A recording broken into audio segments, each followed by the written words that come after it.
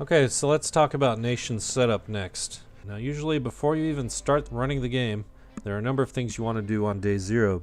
And the first and most important of these is setting your income and expenses. Pretty much without exception, you want to set all of your tax sliders to 100%. Even though you're supposedly taking 100% of the income of everyone in your nation, thanks to tax efficiency and other factors, the people in your nation are still getting a good amount of supply. Now, if you don't start the game at war, and if you're not at war, then you can set your military spending down quite a bit. If you don't have a navy to worry about, you can set that to 0. Depending on which nation you're playing, you might even choose to delete your navy. And that just depends on what your goals are and what sort of wars you're going to be fighting. Construction spending, I recommend leaving it 100%. The most important slider is education. Keep your education at 100 unless you're going bankrupt. Education spending determines not only how quickly you will recruit clergymen, but also how quickly you will gain literacy. So if you put your spending at 50%, you're only going to gain literacy at half the rate you normally would. Administration, if you can, it's a good idea to max it to start with. Administrative efficiency determines a number of things, most important of which is how much money you actually make from taxes. So it's a good idea to get this to 100% as quickly as you can. Once this number reaches 100%, I like to turn this down to about 30 or 25%. You can also influence administrative efficiency on a state-by-state basis. So if you are strapped for cash, you can leave this low to begin with. But if you have money to spare, it's a good idea to crank this up to 100 to max it out as quickly as possible before you turn it down. So just for the sake of demonstration, let's go ahead and set it to 100. Social spending has no effect on the early games, so you might as well leave it at 100.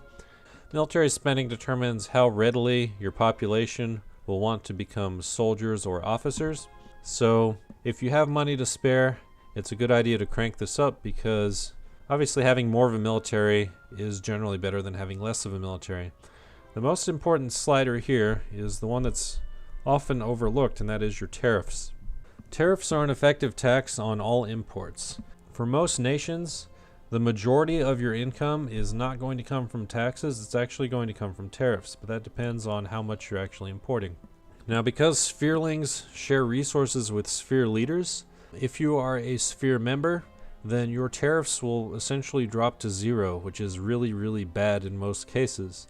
So if you can, try to avoid being in someone's sphere. In a multiplayer game, you can often leverage this to your benefit, but we'll talk about that more later. So in general, set everything to max with the exception of military spending, which will drop, and naval spending, which you can also drop. Now, when the game first starts, the world economy has not yet stabilized, so the numbers here are not really representative of the actual numbers as they're going to be. So let's run the game for about a month and we'll see what happens. In this case, my tariffs account for approximately a third of my total income. And even though I've got 100% taxes on the middle class, a good number of them are even getting their luxury needs. So this is what I was talking about. Even though you have your taxes at 100%, it doesn't mean that your entire population is starving. And even if some of your populations are getting none of their needs, for example, there are 260,000 artisans which are presumably starving to death, that's not necessarily a bad thing because artisans in general are less useful than other pops.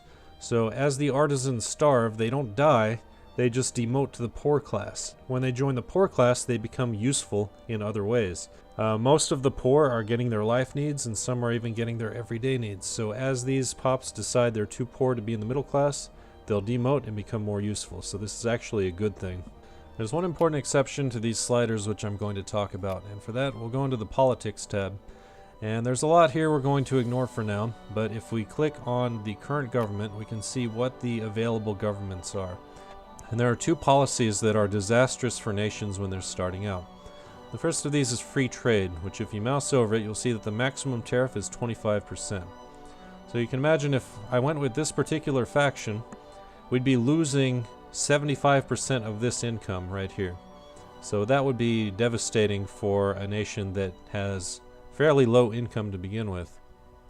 Another thing to watch out for, some governments have laissez-faire economic policy. Now if that's the case, if we mouse over, we see that the maximum tax is only 50%. So in that case, half of all of this income would just be gone. So we'd lose 350 pounds per day in that case. So if you open your economy tab If you see that your sliders max out at 50% taxes, or if you have less than 100% maximum tariffs, then it probably means you have a government that is either not protectionist or is not interventionist. So if you have the option, then one of the first things I would recommend doing is going into the Politics tab, clicking on your government, and in many cases you'll be able to click to change your government. So you can see I've got protectionism, interventionism. Protectionism, laissez-faire, this is a government that I don't want. Protectionism, state capitalism is quite good, but free trade interventionism is disastrous. So if I had either of these two governments, I would change to one of the other two depending on my preference. For new players, I recommend something that's protectionist and interventionist, regardless of everything else. Alright, next we'll talk about technologies. When you start the game, you have no research set. And if you run the clock and you mouse over, you have to hold it there for a moment. You'll see this is your research points per day. And at the bottom, you can see how many research points are saved up. Depending on the mod, you can save up 1 to 2 years worth of research. So to be safe, you should assume it maxes at 1 year. Now, a lot of people will save up points for important dates. If you go into your technologies, you can click on the individual technologies and you can see here what year they unlock. The ones that are in this darker green are ones that have already been researched, and lighter green are available ones. The ones that are grayed out are not yet available. So for example, this technology is activated in 1840, which is 4 years from now. This is a very important technology, so in 1839, I might start saving points to use on idealism. Now something that's very important, if you change research midway through, you lose the points. So never change research once you've started. If you want to save points, that's fine. But if you start researching and then switch to something else, just be aware that you're going to lose all the points you've already invested. So don't do it. Since we're talking about technology, here on the bottom left corner we see the literacy, currently 16.1%. As I mentioned, your education slider determines how quickly this goes up. If it's at 100%, then it will go up as quickly as it possibly can. If it's less than 100%, then that will go up even slower. Different technologies will increase the rate at which you can increase literacy, so it's a really good idea to get those as quickly as you can. Some nations start with higher literacy, and they'll have a distinct starting advantage. Everyone else has to catch up. And so we'll talk about the implications of that in a moment. Literacy is a % modifier on your research points. Now, you'll see at the top here, clergymen provide 1.6 research points. And where it says 2% is optimal, 2% is the maximum amount that will impact your research points. So one of the first things you want to do in this game is get 2% clergymen. Now some mods will also have research bonuses from other population types, for example bureaucrats or capitalists. In general, only clergymen and clerks give you a flat research bonus. And clerks are very difficult to promote for most nations, so clergymen are the ones you want to do first, and clerks you want to start working on around the mid-game if you can. Being a great power also gives us some research, and the literacy gives us a static bonus as well. Everything beyond that is a modifier based on something else. So technological improvements give us a modifier, plurality gives us a bonus. You can very quickly look up and see what your research points are. And the first thing you want to do is get clergy to 2%, but aside from that, we also want to get every other positive modifier we can. So if you are playing a nation like Austria, that means education efficiency, which affects the rate at which your literacy rises, is a very important tech to get. Idealism in most mods gives a flat research point boost. In fact, this entire philosophy line is nothing but research points in vanilla. So this line is perhaps the most important one in the entire game. So let's talk briefly about the relative importance of different technologies. There are 5 broad categories here: Army techs, Navy techs, commerce, culture, and industry. And we're going to talk about the ones that you should prioritize over the others. Now you'll notice that if you click the different texts, you can see how many research points they cost. And the farther you go in time, the longer they take to activate and the more they cost, which means that even though this anti-rationalism is a very important one with a plus 100% research point boost, it's going to take a whole lot longer than, say, the cheapest of the Navy techs. So let's talk about tech priorities. Now it's tempting when you're starting out to just pick random techs and hope for the best. But in a multiplayer game, this is a really bad idea. So the quicker you can get research points, the quicker you can unlock all of the techs, right? Now the techs that have an impact on your research are in general, in most mods, located within the culture tab. The most important of these is philosophy, because all of these give you research point modifiers. So that plus 50% that we started here, that's from Enlightenment philosophy. If we were to get idealism in addition, that's plus 100%. So this will just go up quicker and quicker. And the more research points we have, the quicker we can unlock everything else. So every chance you get, you should be focusing on philosophy. Now, along the social thought line, again, we're looking at vanilla, we have an education efficiency bonus. Education efficiency determines how quickly your literacy rises. Literacy gives you research points. So the quicker your literacy rises, the faster your research points rise. So perhaps second most important is this line right here. But you see in 1836, idealism is not yet unlocked. So positivism is a very good first tech to get.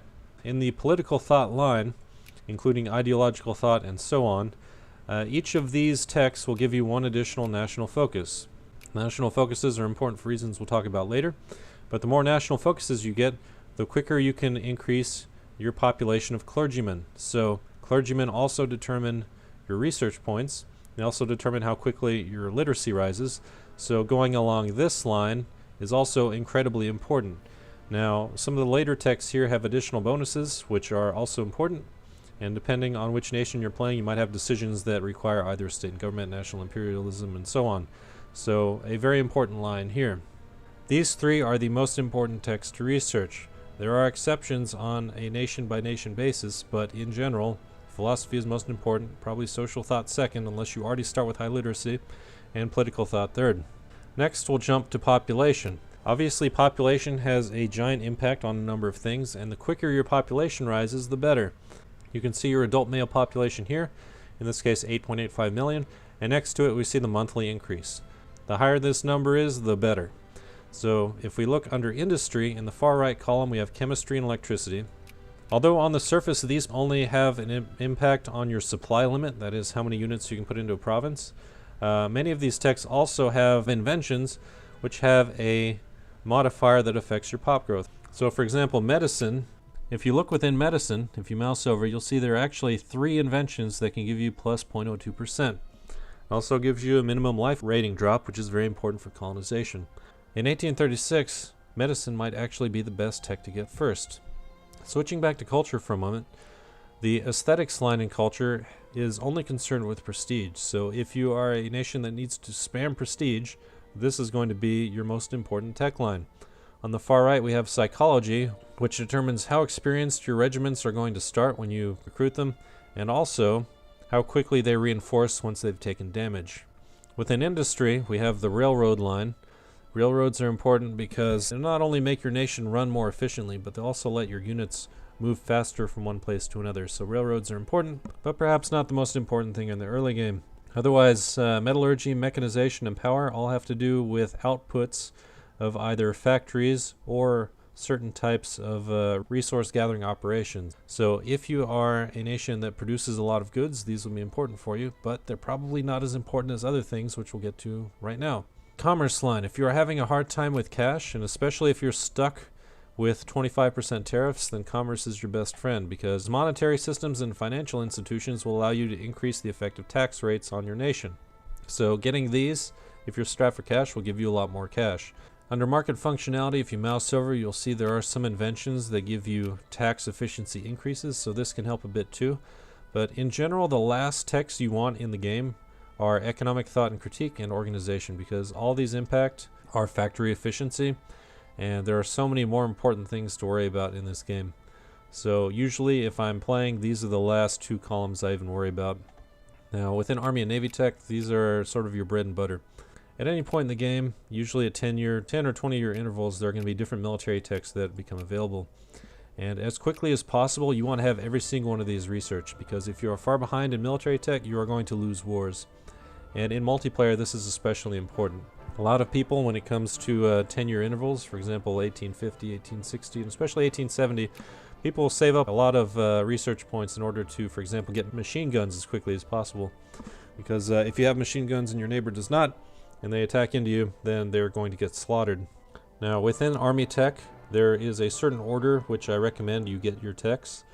Now, in Army Leadership, you have military tactics bonuses, which will decrease the amount of losses that you take. This is perhaps the most important line within the military, but there are certain other techs that you might need at different times. So in general, Army leadership you get first.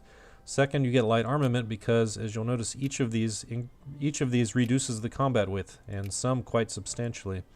Now, the lower the combat width is, the less units you need to hold a line. The fewer units you need, the more you can spread them out, the better your defensive position will be. This is your second most important. Third most important will be either Army Doctrine or Heavy Armament. I would say these are both equal in importance, because Army Doctrine will increase your dig-in, which will make your defensive positions that much better.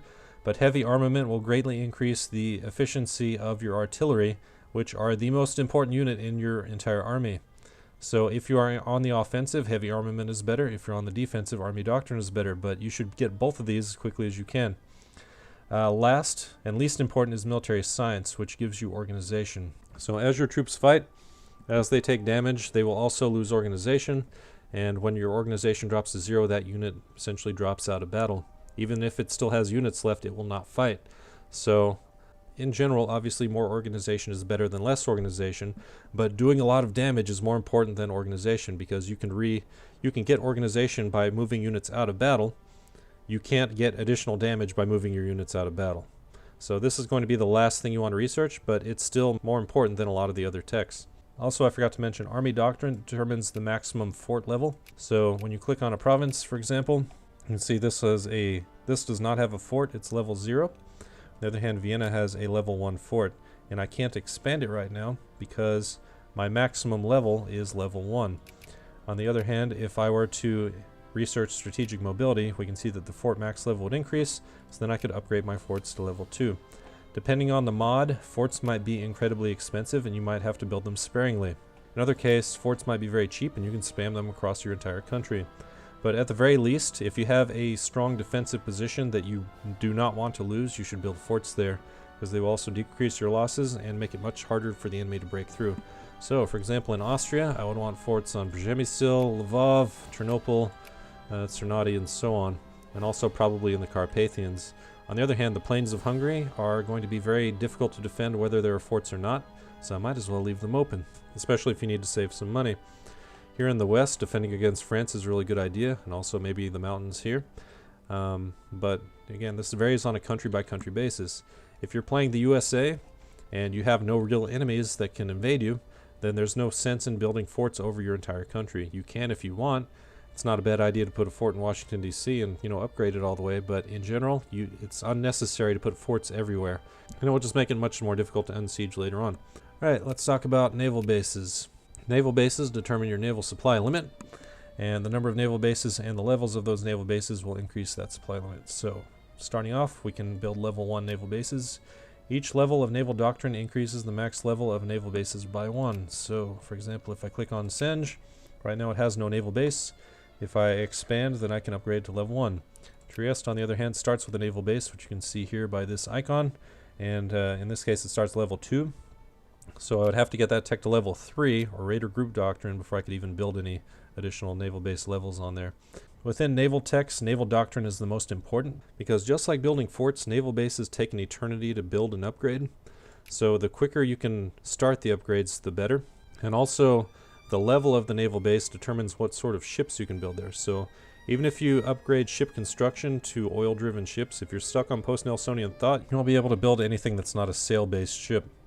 Second most important within Navy is ship construction, because this allows you to build better and more modern ships. Everything else here determines what sort of bonuses and modifiers you get. For example, naval science determines the supply range of your ships.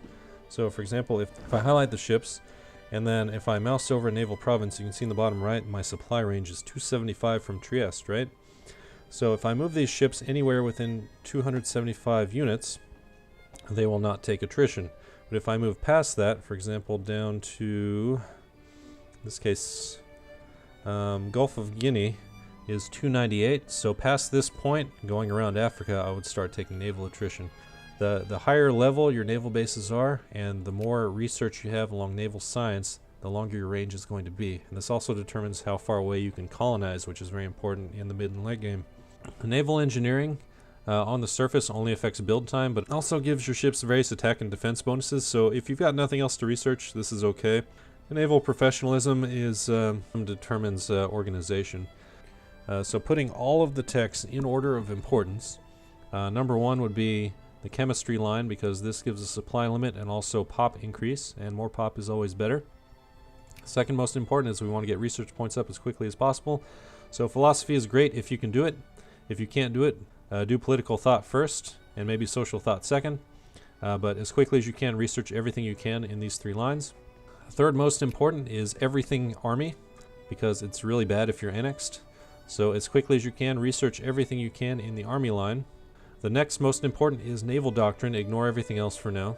After that, or if you are having trouble with money, financial institutions or monetary systems, because this will increase your tax base. Also very important if you are stuck at 25% tariffs. After that, psychology determines reinforcement rate, which is sort of a supplemental to army. So that's a good one to max out. If you are focusing on Navy, then at this point ship construction is good, because that will allow you to make better ships. And at that point you can just focus on whatever you like. So at some point in between, railroads are good. It's also very cheap tech, and depending on the mod, might give you a boost to mobilization. This is a good line to go, but I would not make that a top priority. It's a good sort of secondary priority. If you are doing Navy, then fire control and professionalism. If you're not, you can ignore these. If you're colonizing, then you need naval science, down to logistics at least. And at that point, you can just kind of pick and choose whatever you need. If you need to boost your industry, then these 3 tech lines are good. But for most people, are probably less important than the other tech lines. And if you need to spam culture, then aesthetics is going to be your best friend. Now, as I mentioned, this is just sort of a general rule of thumb, and the individual nations you play will determine the exact order. But as far as medicine being first, and culture techs being second priority, I would say that holds true for just about everyone. So keep that in mind. If you're playing an unciv, then obviously you'll have to civilize before you get to that point. Alright, population. This is something that's often overlooked. I'm just going to go over the sort of order of operations here. So I mentioned administration, you want to get to 100% as quickly as possible, right? There are 2 ways you can change the national focuses. If you click on an individual province, you'll see in the top part here, no national focus set. You can click and set the focus. Or if you go into population, which is the easier way of doing things, you can see that same box right here. Click, change the focus to whatever you want. Now, if you change to bureaucrats, you can see right here the percentage of bureaucrats within that state. We can also, by mousing over, see the state administrative efficiency, in this case 40%. As I mentioned, getting to 100% very quickly is a great idea. So what I like to do is, in my very populous states, start off encouraging bureaucrats and get this to 100% state administrative efficiency as quickly as possible. Now, if you're watching this panel on the right, when this reaches 100%, this green number will turn red. So that's your visual cue that Bohemia is done, and now you can move on to the next one. Now, up here in the population, you'll see this arrow going into the circle. This is our national focus indicator, and it tells us how many national focuses we currently have. Now, because we have the rights of man, that gives us +1 national focus, and each nation starts with 1, so we have 2 total. So if we want, we can encourage bureaucrats in both of these states, and we can look and see exactly what the efficiency is in each of those. So if you mouse over, you can see that the encouragement for bureaucrats increases by 20%, which doesn't sound like a lot, but it does quite a bit. So what we're going to do is we're going to increase the bureaucrats in those 2 states, but we're also increasing bureaucrats in all of the states because we have administrative spending at 100%. So all of them are going to increase. These 2 are going to increase a whole lot faster. And when these numbers become red, then we go back to population, and let's say Bohemia maxes out first. We go to Alfold, we change that to encourage bureaucrats, and we change Bohemia's national focus down to here. We just move it on down the line. Now, you don't have to do this for every single state. For example, Austria starts with 9 million pops. So I would probably do this for all of the core areas, so down to Österreich at least. And something you'll have to keep in mind is this is going to be much more efficient for areas that are your primary culture. So doing this in, let's say, regions of Poland is going to be less efficient all around than it's going to be within Austria proper. So areas like Bohemia, great place to do this. Österreich, maybe even Kärnten, Steiermark, and Moravia. But you wouldn't want to do this, say, in Dalmatia, where there's very low pop. And even if you were to get it to 100%, it would just be kind of a waste of time. So do this on your most populous states that are also the most important states in your area. Once you have administrative efficiency at or around 100%, next priority is going to probably be clergymen. So as I mentioned, if you look under technology, clergymen give you a static bonus to research, which means you need to get at least 2% clergymen within your entire country. As with the bureaucrats, encouraging clergymen gives you a static bonus, but we also have a static bonus due to the education spending. So we're going to get clergymen everywhere. We're going to get clergymen a lot faster in these two states. And even though 2% is the magic number at which research points cap out, in actuality, you probably want to get your clergymen up to 4% because 4% is the maximum number that affects your literacy. So at 2%, you get some literacy increase. At 4%, you get double the literacy increase. So getting it to 4% is great. And always keep education spending at 100%. Even if you go over 4% clergy, that's fine. Make sure you get as high as possible. This is less important if you're a high literacy nation like Sweden, but even so, it's not a bad idea just to stay ahead of the curve. All right, once you've got clergymen up relatively high in your populous states, then next priority is going to be soldiers. In most mods, for most governments, soldiers cap out at 4.8%. So right now you can see we've only got 1% soldiers in Bohemia, which means for the number of soldier pops that we have, we've got some number of brigades, and we can get approximately 4 times that number by maxing out our soldier pops. Now, as with both administrative efficiency and education, military spending determines the rate at which pops will become soldiers, but we're going to get pops turning into soldiers 20% faster in Bohemia and Slovakia, so these will max out quicker. Everything else will be going up as well. And just like with the other national focuses, once Bohemia reaches 4.8%, we move it on down the line like so. Even though this is probably the third thing you're going to do, this is perhaps the most important because having as many soldiers as possible is what wins wars. Now for the very low pop states, this is less critical. So in the case of Austria, I'd probably go down to about Eastern Siebenbürgen and then just ignore the others. But military spending, if possible, keep it at 100%. If you can't keep it at 100%, keep it as high as you can and still get it to 4.8% using national focuses, because national focuses will increase the numbers regardless of your actual spending. Third most important will vary depending on your government. If you are a government that relies on capitalists, then you might want to encourage some capitalists. It's not a bad idea to have about 0.5% of capitalists in your most populous state, maybe even more. If these give you a research bonus, then it's a really great idea. On the other hand, if you can pick which factories you're going to build depending on your government type, that is, if you go into production factories and if these buttons are not grayed out and you can choose which factories to build, then you don't really need the capitalists. If you do need the capitalists, then it's good to have some number of them just so they can at least start projects. But if that's not the case, then the next thing you're going to want to do is get some craftsmen.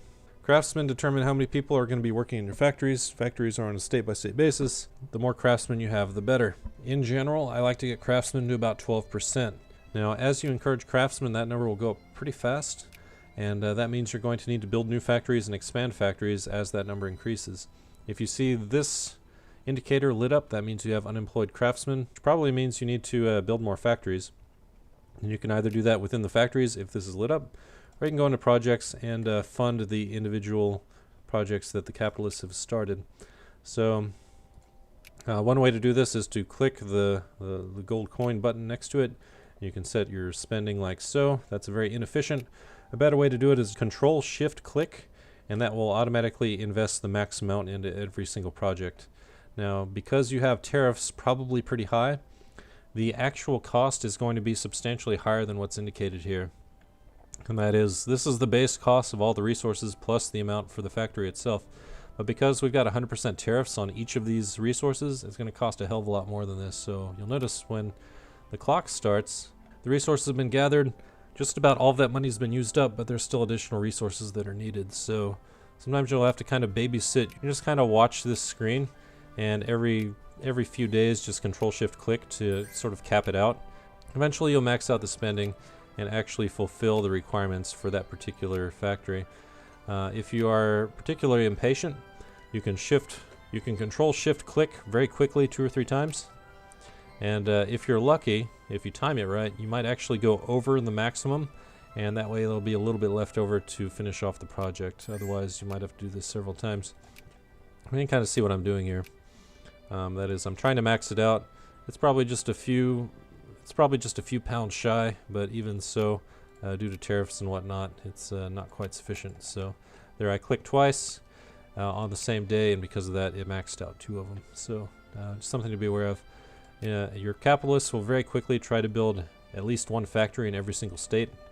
Right away, you'll have craftsmen that are unemployed because there are artisans that are demoting, but unfortunately, there are no factories for them to work in yet. Depending on the mod, factories might take several years to build, or they might just take a month. So it's good to plan ahead and get some idea of what factories you're going to need and where before you have a whole bunch of unemployed craftsmen. Alright, once you get craftsmen up to a reasonable number, I like to go to about 12%. Some people go up as high as 20 or 25%, but I like to do just like with the soldiers. That is, once I get up to about 12%, I'll move it on down the line and try and get every single state within reason, probably down to Moravia here, up to about 12%. At that point, I'll start over at the top and change encouragement over to clerks. Clerks give you a research boost, so the more clerks you get, the better. They also increase the efficiency of your factories, so having them is always a bonus, but they take an eternity to promote. So everything else is more important than clerks, even though clerks are important. Things you never want to promote are aristocrats, artisans, farmers, and laborers. Officers can be good if you have a very slow increase. As you can see, 0.2% is optimal for officers, so getting up to that number is a pretty good idea, but it's not essential. And even if you don't have 2% officers, over time you'll eventually have enough generals regardless. But if you plan to go to war very early and you need generals in a hurry, that's not a bad idea, just to put an officer focus on your most populous state. But it's something I rarely do, and it's something most people don't do. I usually tell new players to leave trade alone, but if you want to, and if you have enough money to spare, what you can do is turn off automation for a few specific goods. Number 1 would be artillery. Canned goods is another important one. Basically, all of the military goods, if you want, you can set a stockpile amount for these. And if you're in a multiplayer game that allows for stockpiling, it's not a bad idea in the late game to set your stockpiles to the max, which is 2,000 for all 4 of these. But in the early game, it's probably not worth doing this. But eventually you might want to set these to 2,000. The only non-military goods that you really want to worry about are steamers and clipper convoys in the early game. Clippers in the early game, steamers once you're able to build them. And also machine parts. Unfortunately, machine part hoarding can really disrupt the world economy, so I don't recommend you set your max stockpile to 2,000 for machine parts, but say 100 or 50 or so is not a bad idea if it's allowed. But if you're the UK and you do this, you're just going to screw over everyone else, which might be your goal. But in general, even if you choose not to stockpile, I think the automation works well enough in most cases that you should be okay. If it's late game, and if it's allowed in your multiplayer game, then you might want to set stockpiles for your military goods, plus steamers especially. But that's all we're going to do with trade for now. So in this video, we've gone over the typical day 0 national setup, including setting the budget, the research meta and technology priorities, and also standard prioritization for national focuses. As I mentioned several times before, there are always exceptions, but those exceptions will usually relate to the unique circumstances of the individual countries that people are playing. In part 3, we'll pick up with spheres of influence, including strategies for maintaining and expanding your sphere. Thanks for watching, and have a good one.